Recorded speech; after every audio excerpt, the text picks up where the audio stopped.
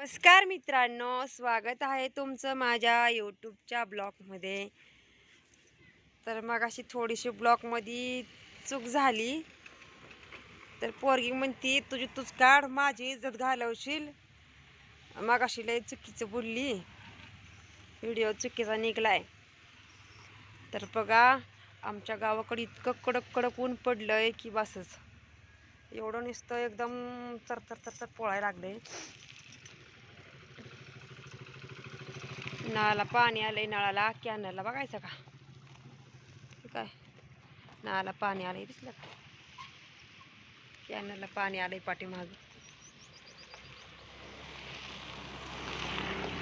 तर एक सांगायचं ह्या व्हिडिओच्या माध्यमातून, तर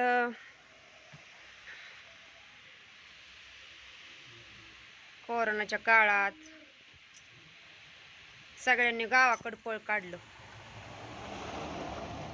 जे लोक म्हणत होते की शहर लय चांगलं, शहर लय चांगलं, तर सगळी शहराकडनं त्या कोरोनाच्या भीतीनं सगळी गावाकडं पळाली. आणि आता गॅस संपलाय, तर गॅसनं सुद्धा आता चुलीची आठवण करू दिली गावाकडली.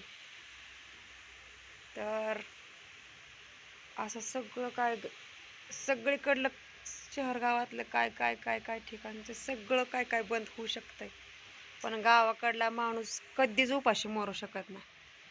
तर आम्ही, आमचा तर गॅस संपला, जर नाही भेटला आमच्या इकडं गावात, तर आम्ही काय नाही बघा, चुलीवर सरपण बिरपण आहे भरपूर, चुलीवर स्वयंपाक करणार. तसंच गावाकडं यायचं म्हटलं तर उन्हात सुद्धा टेन्शन नाही.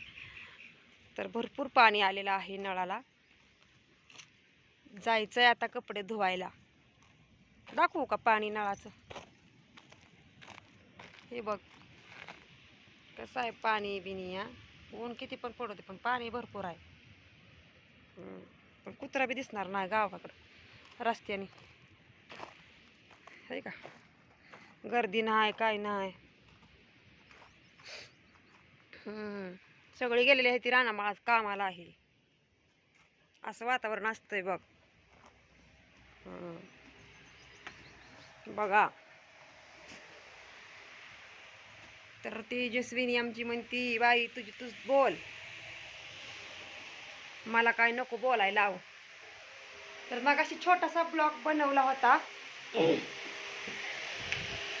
तर म्हणलं चला बनवूया आता थोडासा 5 मिनिटाचा. तर लय गरम होतंय, पण बाहेर बाहेर बघितलं तर रसत चपा चपा चपा तोंडाला चपा दिल्यासारखे झोळ्या लागायला लागल्या. तर आमचा श्री झोपलाय आता. तर बघा, गावाकडं सगळं काय भेटतंय, शहराचा काय उपयोग हो. शहरात गर्दी, प्रदूषण, होय सगळं असतंय, सुविधा सगळं काय असतं शहराकडं, पण शेवटी गावच महत्त्वाचं. गॅस कसा, गॅस संपला केलं की आपल्याला वाट बघावी लागते, कधी गॅस येतोय कधी गॅस भरतोय. गावाकडं तसं नसतंय.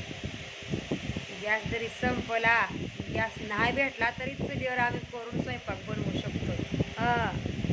कळलं का? गॅस नाही की गॅस संपलाय ना आता कशावर करायचं. शेरगावात पेटवता का आता चुली घराघरी, आहे का?